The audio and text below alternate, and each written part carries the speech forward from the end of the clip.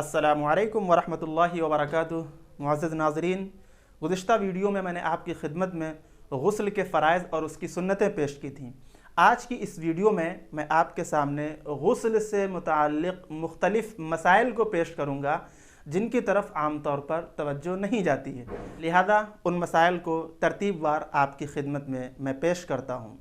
जब सारे बदन के ऊपर पानी पड़ गया और मैंने कुल्ली भी कर ली और नाक में पानी भी डाल लिया, अगरचे मैंने गुस्ल करने का इरादा और उसकी नीयत न की हो, फिर भी हमारा गुस्ल हो जाएगा।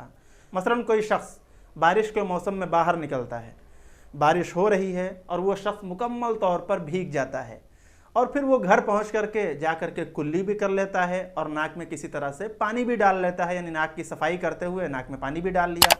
तो अब इस शख्स ने अगरचे गुस्ल करने की नीयत और इरादा नहीं किया था, लेकिन फिर भी ये शख्स अगर नापाक था तो अब पाक हो गया, क्योंकि इसने पूरे जिस्म को मुकम्मल तौर पर भिगो लिया है, धो लिया है, और जो गुस्ल के 3 फ़राइज़ होते हैं वो तीनों फ़र्ज इसके अदा हो गए हैं।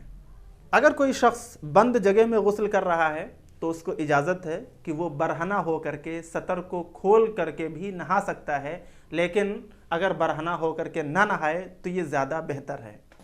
बहुत सारे लोगों को ये देखा गया है कि वो खुली जगहों में अंडरवियर पहन करके गुस्ल करते हैं, जो कि क़तआन गलत है, क्योंकि अंडरवियर पहनने में सतर का एक हिस्सा खुल जाता है। मर्दों का सतर ज़ाहिर है कि आप हज़रात जानते हैं कि नाफ से लेकर के घुटने तक ये मर्दों का सतर होता है। अंडरवियर अगर किसी शख्स ने पहना है तो उस शख्स का सतर का हिस्सा खुला रहेगा, जो कि गुनाह है। लोग इसकी तरफ आमतौर पर तवज्जो नहीं देते और दूसरे लोगों के सामने इसी तरह से अंडरवियर पहन करके वो नहाते रहते हैं, जो कि गुनाह का काम है। इससे गुरेज करना चाहिए। जिस शख्स ने गुस्ल कर लिया, गुस्ल से फारिग हो गया, गुस्ल करने के बाद उसे मालूम हुआ कि हमारे जिस्म का फुला हिस्सा खुश्क रह गया है, सूखा रह गया, वहाँ पे पानी नहीं पहुँचा, तो अब उस शख्स के लिए हुक्म यह है कि वो शख्स सिर्फ उसी जगह को, उसी हिस्से को जो हिस्सा खुश्क रह गया था उसको धो डाले। पूरा गुस्ल वापस दोबारा करने की ज़रूरत नहीं है। अगर किसी औरत के बाल गुंधे हुए नहीं हैं तो उस औरत के लिए ज़रूरी है कि वो तमाम बालों को भिगोए और बालों की जड़ों तक भी पानी पहुँचाए। अगर एक बाल भी खुश्क रह गया या एक बाल की भी जड़ अगर खुश्क रह गई तो उस औरत का गुस्ल नहीं माना जाएगा।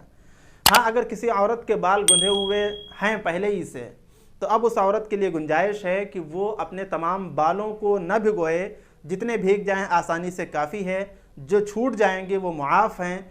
अलबत्ता तमाम बालों की जड़ों में पानी पहुँचाना ज़रूरी है। अगर एक बाल की भी जड़ खुश्क रह गई तो उस औरत का गुस्ल नहीं माना जाएगा। किसी शख्स ने गुस्ल किया, लेकिन गुस्ल करते वक्त उसने कुल्ली नहीं की, भूल गया या जानबूझकर उसने छोड़ दिया। गुस्ल करने के बाद उसने पानी खूब पी लिया, लिहाजा अब उसका गुस्ल मान लिया जाएगा, क्योंकि असल मकसद पानी मुंह के अंदर पहुंचाना है, ना कि कुल्ली करना। लिहाजा उसने जब पानी पिया तो उसके मुंह के सारे हिस्से में पानी लग गया, जिसकी वजह से उसका गुस्ल मान लिया जाएगा और अब यह शख्स पाक है। अगर किसी शख्स के बदन पर तेल लगा हुआ है, जो कि आम तौर पर सर्दी के अयाम में ये सूरत हाल पेश आती है कि लोग खुश्की से बचने के लिए, अपने जिस्म को खूबसूरत और अच्छा दिखाने के लिए वो उसके ऊपर तेल की मालिश कर लेते हैं।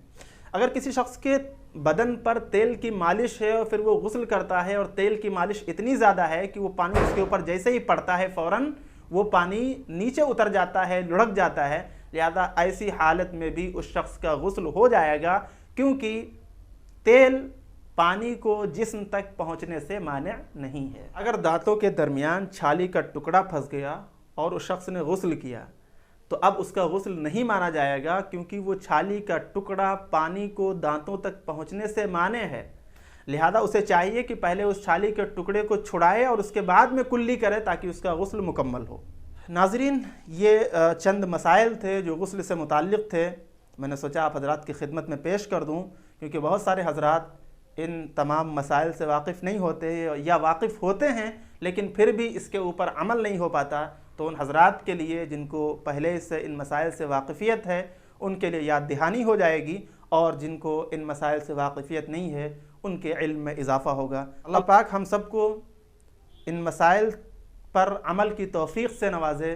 दोस्तों, इन्हीं बातों के साथ मैं आपसे रुख़्सत लेता हूँ। ملتا ہوں اگلی ویڈیو میں. جزاک اللہ خیرہ. السلام علیکم ورحمۃ اللہ وبرکاتہ.